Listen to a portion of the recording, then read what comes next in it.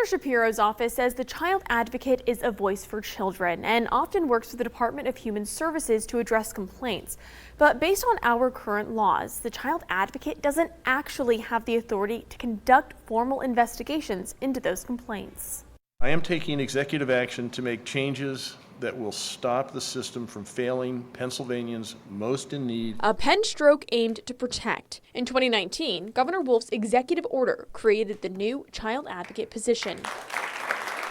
My name's Marianne McAvoy, and I take so much pride in introducing myself as your Commonwealth Child Advocate. But in the executive order that established this position, the wording is vague. Just 5 bullet points explain what the child advocate does. It says the child advocate is supposed to serve as a liaison to connect children and families to government services, to recommend system-wide improvements, triage complaints, represent the health, safety, and welfare interests of children, and carry out other duties. So if I ask you point blank, what does this office do?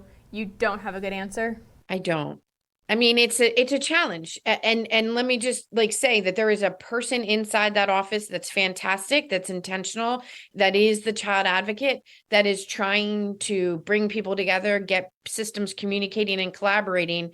But no matter the strength of that person, they can only do so much. I asked Governor Shapiro's office what this position does. The governor's office says even though the child advocate can't conduct a formal investigation into complaints, they review them and give recommendations to the agencies involved. But they also don't have the authority to enforce policies.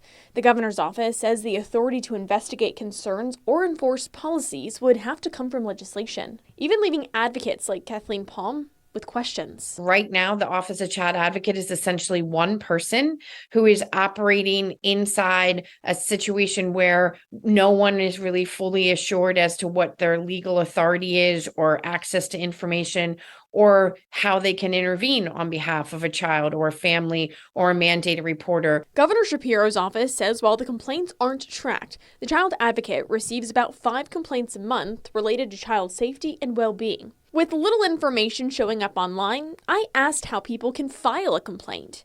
I was told people can email the child advocate directly. It's almost like we don't want to even really tell the story that we have an Office of Child Advocate because we're not really sure what that office does, despite the fact that we're spending public dollars on it. But what the governor's office couldn't tell me is how much of your taxpayer money is being spent. They say there's no line item in the state budget for the child advocate. It's all wrapped up into the money budgeted for the governor's office. But we can see in salary postings online that Marianne McAvoy makes about $142,000 a year. The public struggles to have confidence in a system because there really is no independent party that's saying, yep, it's working okay, or no, it's not working okay. Which is why there's interest from legislators to get the Office of Child Advocate written into law. During an April event, Marianne McAvoy herself even called for an independent office. So today's call for prioritizing the prevention of abuse and the protection of children and to give vulnerable children and youth an independent Office of Child Advocate dedicated to them is sadly far from a new call to action. So I think this is the dilemma, is on paper, we have, based on an executive order, we've created an Office of Child Advocate, but there's too little detail. I tried to talk with the child advocate to ask her some of these questions, but I wasn't given an interview. Shapiro's office, though, did say they're working closely with stakeholders to assess the role of the child advocate moving forward. For CBS 21, I'm Jessica Babb.